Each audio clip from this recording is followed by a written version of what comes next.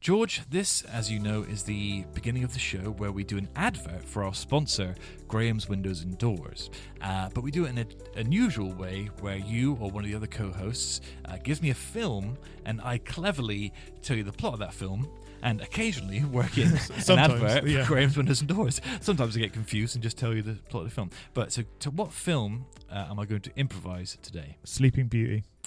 Sleeping Beauty. Okay, so I've got to now explain the plot of Sleeping Beauty, a film I haven't seen since I was about 8, and weave in Graham's Windows and Doors. Okay, I think it could be very easy. Yeah, I see the angle. Yeah. I see the angle. The slipper, glass. No. Okay, well, is that Sleeping Beauty? No, that's Cinderella. Oh no! She's in the glass coffin thing. Okay. So many years ago, I was a fairy tale princess. Mm-hmm. And I caught the wrath of an evil witch. Snow White ate the apple. Is Sleeping Beauty magnificent? Maleficent? She's magnificent, and the enemy is Maleficent. Yeah, maybe it is. But what's the difference between Snow White and Sleeping Beauty? Well, one of them's asleep. Snow White was. The prince had to kiss her to wake her up after eating the apple. That was after the apple, though, whereas I think Sleeping Beauty's asleep for the whole thing. What, like she's born sleeping? I don't really know. Maybe this isn't a good wake one. up like with the brain of a baby. Right, let's do a different film then. Because I actually don't know the plot. We were worried that without Lissy, this would fall apart, but we've very much got this in control. Yeah. Good another film. A film, John Wick. Okay. Oh, fucking hell. Okay. Once upon a time, many years ago, I was an assassin. But after a little while, I realised I'm so good at this. I'm making so much money. I'm actually just going to retire now, buy myself a nice house. I've fallen in love. I'm going to move in with her. Tragedy befell my bride. Mm-hmm. And when she passed away, I was full of such grief and mourning that I bought myself a little dog. Okay. The dog became my sort of anchor. Mm-hmm. You know what I mean? The one good thing in my life. And then one day, some guys come in, and I almost did it again. I almost totally forgot about the windows and doors side of it. And then one day, some guys tried to break into my house. There was some shooting. There was some. What they wanted ultimately was kill my dog, but they couldn't get through the. But they couldn't get through windows and doors. But that's not John Wick, then, is it? I do think they got in, shot up the place, and everything was all shot up. Oh yeah, I see. Yeah. So I went downstairs to combat these assailants who'd broken into my home, and I found they'd murdered my dog. I was beside myself with grief and guilt and loss. But I did take a second, because there was hundreds of them, and there was a lot of gunfire and explosion at one point, a rocket launcher, I think. I did take a second amongst all the bloodshed and all the grief and all the agony to notice that all of my windows and doors...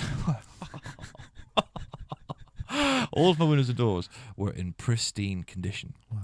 And I thought, where did I get these from? So I picked the calling card out of the window, and it said Graham's Windows and Doors. That's right, ladies and gentlemen, Graham's Windows and Doors, Yeovil's finest purveyor of windows, doors and conservatories. Go to grahamswindowsanddoors.co.uk. That's www.grahamswindowsanddoors.co.uk. Now, on with the show.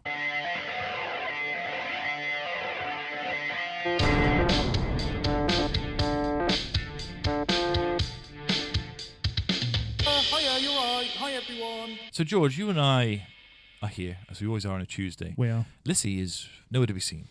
Traitor. For all we know, abducted. Well, I hope so, for not turning up. Yeah. That's the best of the options. So here you and I are, holding down the fort. Mm-hmm. So we're going to keep it short, brief, simple, fun. For you, for me, and for the listener. Yeah. Sure. All right. Yeah. Okay, good. I'm down. Now, George, why don't you tell me what you've learned this week? Did you know that in the UK we have different types of universities, as in there's sort of two classes of universities? Did you know that?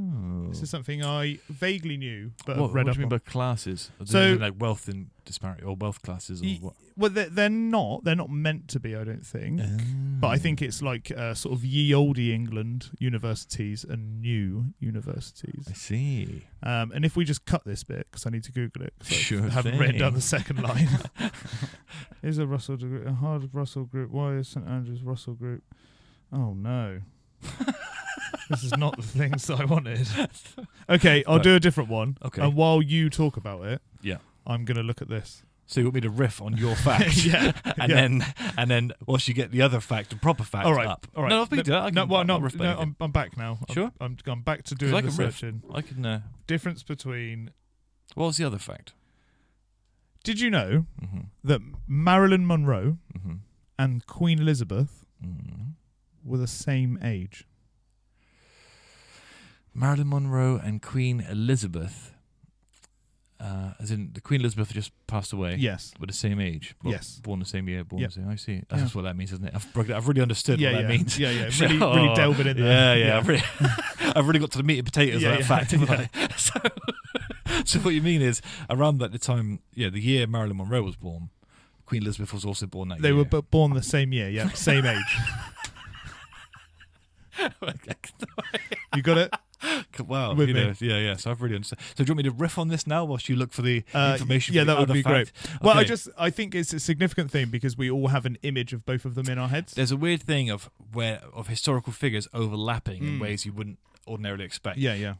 For me, it's always someone like Vincent van Gogh or these historical figures who lived much later than you thought. Yeah. And a contemporary with celebrities that you think are much more relative to your time. Yes. So I do understand that. That's interesting. I saw another one, and I don't know if this. Picasso. Sorry, Picasso lived until relatively recently. Yeah, I saw another one about. Well, if you've seen Oppenheimer, and I didn't know the story of Oppenheimer, but Einstein is alive. That's then, right. And you don't put those that you think Einstein's ancient. You do. Yeah, that's right. Yeah, but he's actually in more recent history than anything. Yeah, and he pops up a lot especially in the last sort of decades of his life. I find just as a sort of history fan. Yeah. Because he is, I've been learning about the fact I've been learning about intertwines with the sort of. The anti-communist movement in America, and then the guy I'm going to talk about soon had a file on Albert Einstein as a possible communist sympathizer. Right. He was in and out of politics because he was just intelligent. People went for advice. Yeah. So I wonder where he died. Maybe the 50s or 60s. Maybe he died. Did he? Because he was. Let's have a look. Oh, so Albert Einstein died in 1955. 10 years after World War II, quite late actually. Yeah, I think for a lot of people, for myself anyway, you think of him as long before any wars. He was someone a long time ago. Well, I suppose, but his a lot of his ideas a lot of his physics went into the making of the atomic bomb. Yeah. Very interesting. So that is an interesting thing. Strange historical figures that overlap in a unusual way. I read another one, and I'm not sure of the. So it was like ABBA were in the charts when the last hanging happened. Oh, it was something along those lines. I think that's right, because it was surprisingly recent, and the last guillotine was surprisingly recent. If I remember correctly. Last hanging let's have a look at the last hanging in the UK. The last hanging in the UK was in 1964. Yeah. Right, yeah. So that's pretty funny, yeah.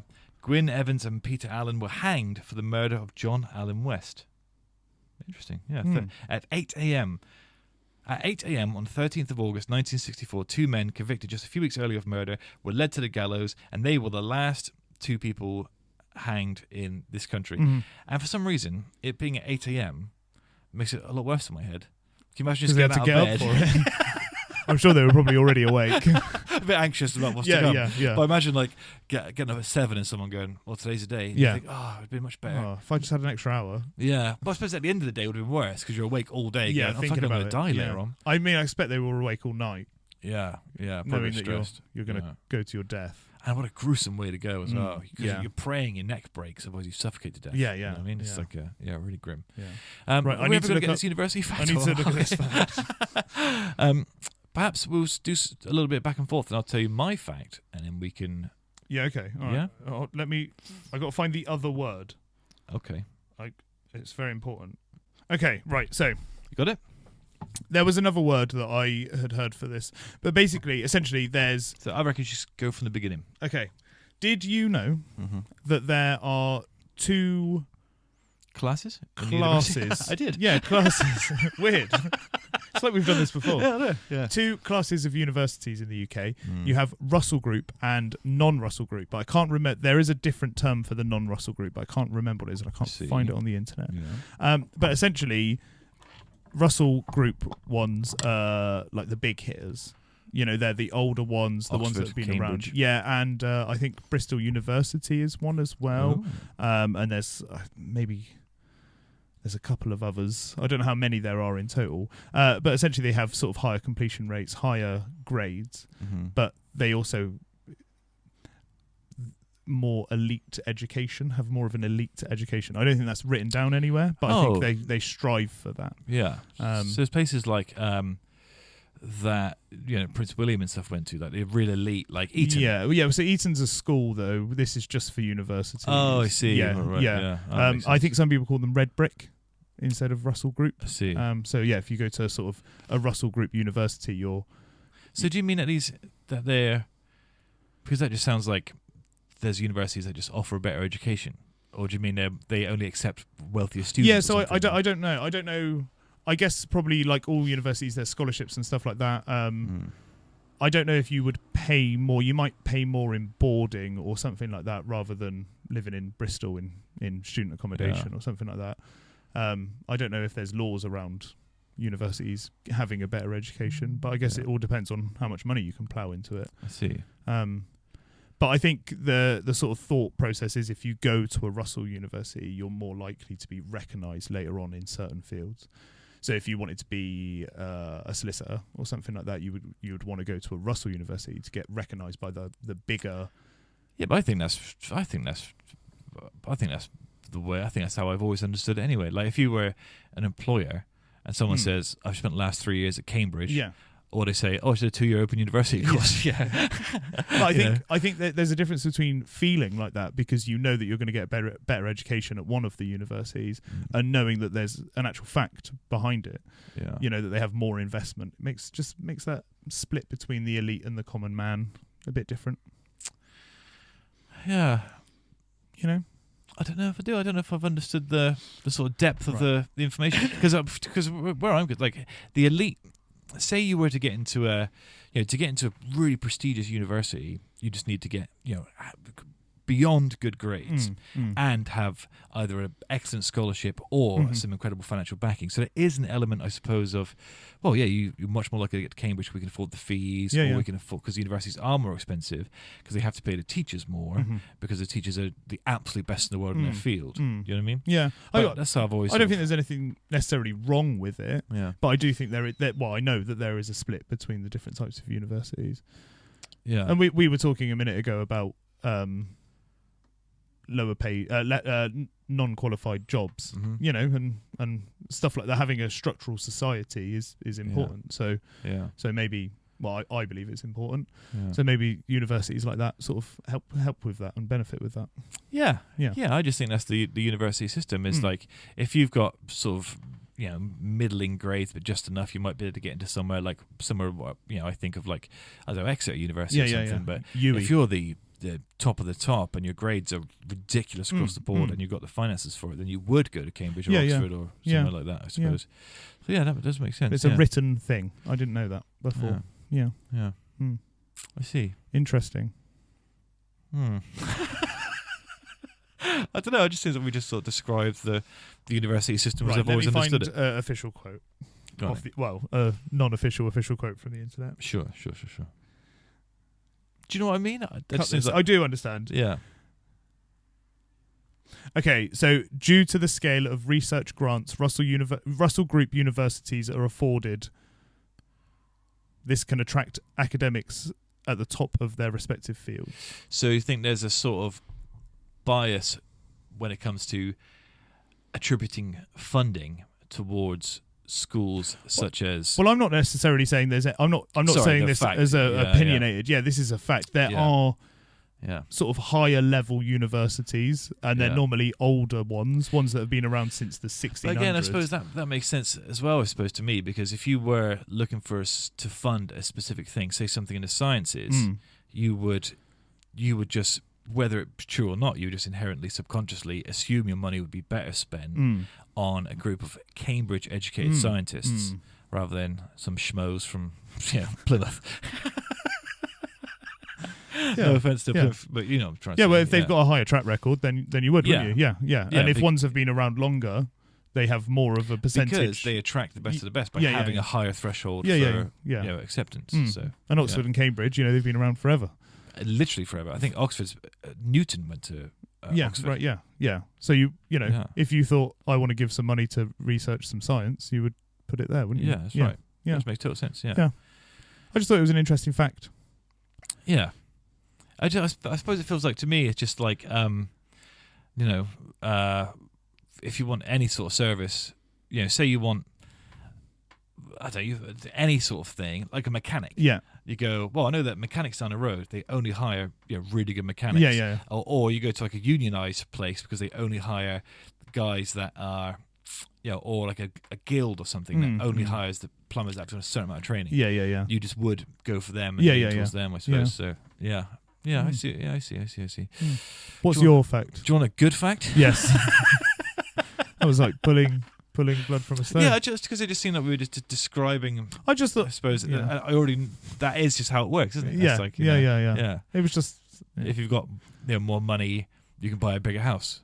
You know what I mean? You can just, yeah. If there's two of you going for promotion, the boss is going to want one of you that's the best. I just don't know if our listeners might know that it's a written thing. That's why I thought it was an interesting fact. There are universities, the ones that you expect, don't get me wrong, but there are universities that are known for being better. Yeah. And they're called Russell Group universities. Yeah. Well, in America, they're literally, they're called Ivy League universities. That's it. Yeah. They're the cream of the crop. Yeah. I suppose I've just always seen the British universities in a similar sort of tier system as the Ivy League universities and the ones that you can get into with easier. Yeah. You know what I mean, I suppose. So. Yeah.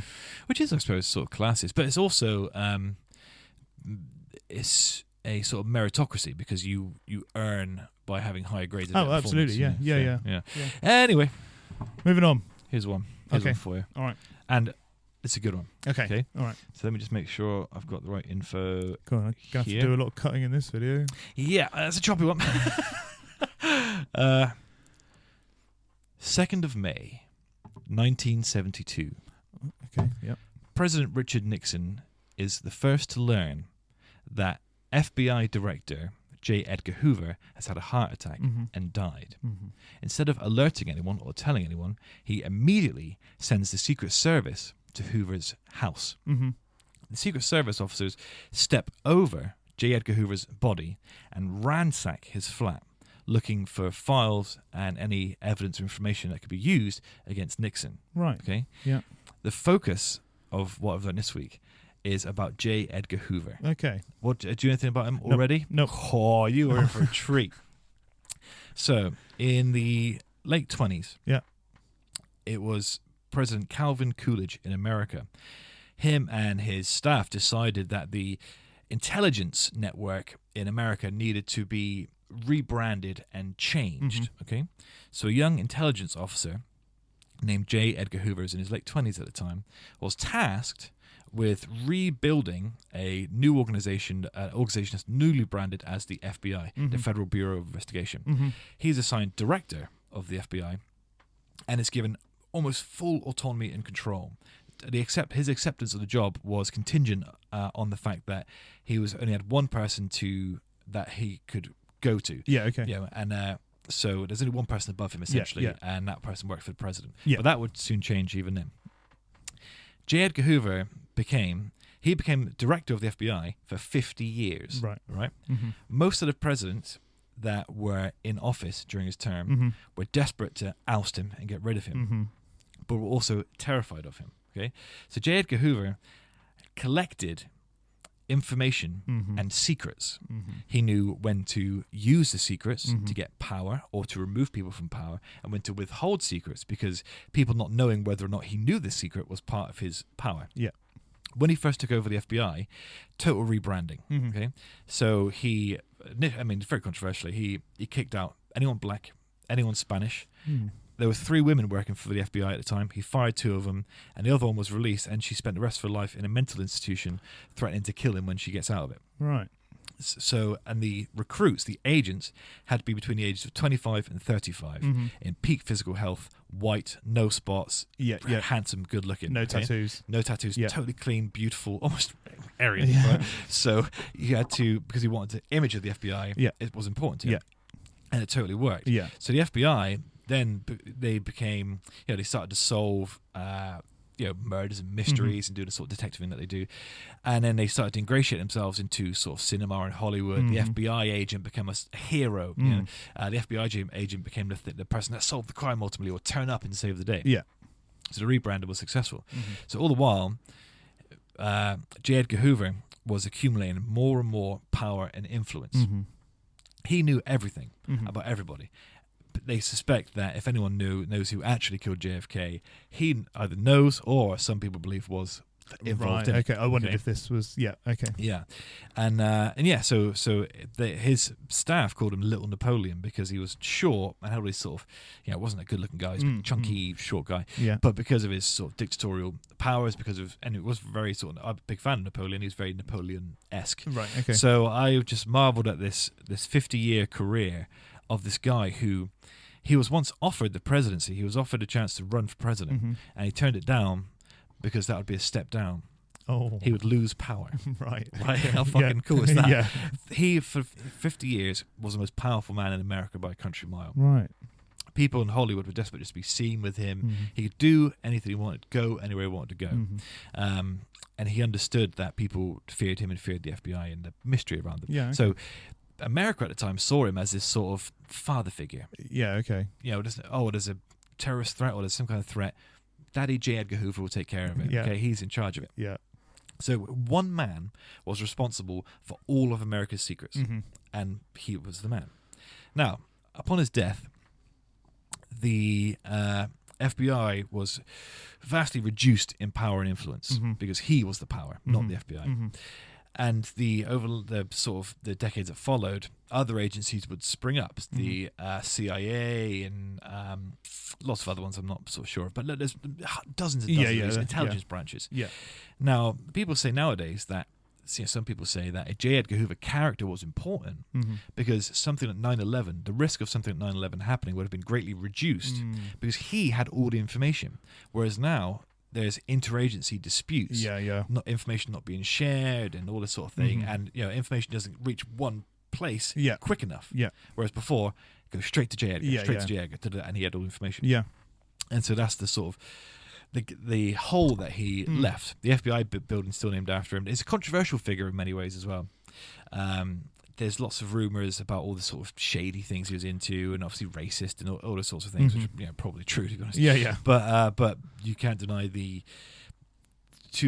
that powerful, to have presidents terrified of you, and to be glad that you're dead, so they don't have your hold over them anymore. Yeah, that's power. It's a pretty good achievement, isn't it? It is. Yeah. And that's J. Edgar Hoover. Very interesting. That is really interesting. Anything to do with the Hoover Dam? I don't know. Maybe named after it. Maybe. Should we have a look? Yeah. Oh no, it's named after President Herbert Hoover. Oh right. In 1931. Yeah. Bit older.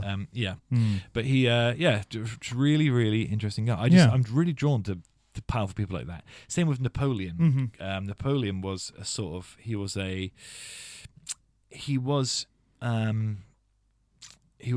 his family used to be wealthy, so he was the beneficiary of some wealth as a kid, but essentially it run out by the time it got to him. And he managed to, I might do a whole episode about Napoleon, so I won't go into it, but he made himself emperor. Yeah. You know what I mean? Yeah. And his story is the best maybe I've ever heard, probably. Yeah, okay. I like guys, Alexander the Great and all these sort of great historical I figures. don't know any of those historical figures. Oh, so, man. Yeah. I'd go into it right now, but I want to spare the listeners. But maybe I'll do Alexander the Great next week, and then or Napoleon. Yeah. Napoleon I know so well. I was angry at the movie because of the historical inconsistencies. Right, I see. Yeah. So we'll just leave it as J. Edgar Hoover. Yeah, all right, yeah. So, that's very interesting. Yeah, that's a good fact. Yeah, much better than my one. Oh, yeah. Christ, yeah. I've got another one, though. Oh, yeah? I just need to adjust myself. Yeah. Cars go faster with bigger engines? It's better than that. Right, okay, this isn't really a fact. It's more of like a conversation point. Okay. So I was watching Instagram Reels the other day, Sure. and one came up, and it was a man complaining that what we are calling AI isn't AI. Whatever does that mean?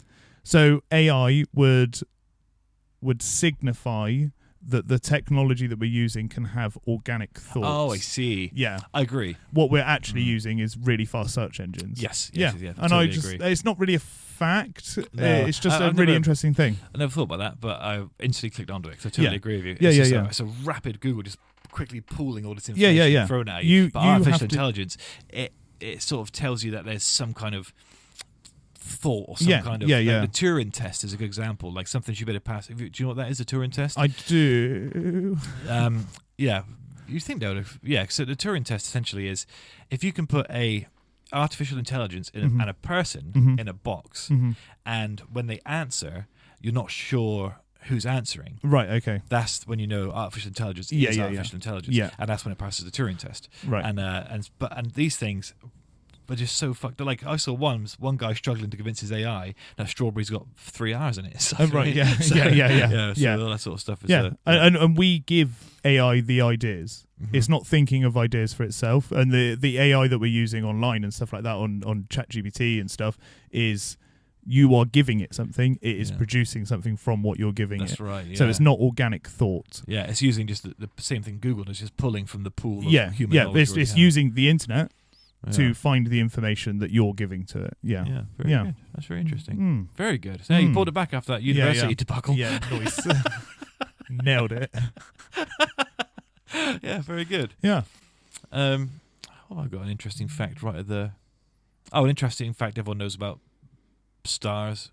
Like the ones, the stars you're seeing are most likely dead. Yes, that sort of it have thing. exploded. Yes. Yeah, but the light you're seeing took so long to reach here. Yeah, yeah. That's one of my favourite Yeah. facts. When I was younger and I was trying to woo a girl, I'd always go on a first date somewhere with the stars and say, did you know that there's a good chance that most of the stars you're seeing above your head died many millions of years ago, but the light has just reached us after all this time, and that's what you're seeing. And Yeah. did it work? No. Okay. So shut the fuck up. Yeah.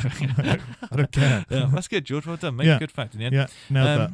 Is there anything else you wish to discuss before we call it a day? No, Because- I'll save one for next week. Oh, save the good one for next It's week. not that good. So just a short and sweet episode. Well, was that short and sweet? I'm not sure. Yeah, short and sweet. Short and sweet episode today because, frankly, Lissy didn't turn up and Yeah. we're sort of at a loss. But we're the ones. You and me. Golden boy, ain't I? Yeah, Yeah. sure, yeah, Yeah, sure. the golden So, child.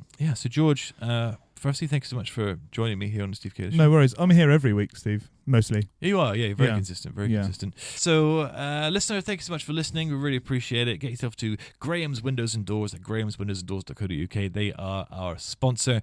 If you want to support us, you can go to Spotify, click follow, leave us a 5-star review. Those things are very, very, very helpful. And we will be back with our regular scheduled programming and two co-hosts next week. George, thanks for joining me. Thank you for having me. And listener, see you on the other side.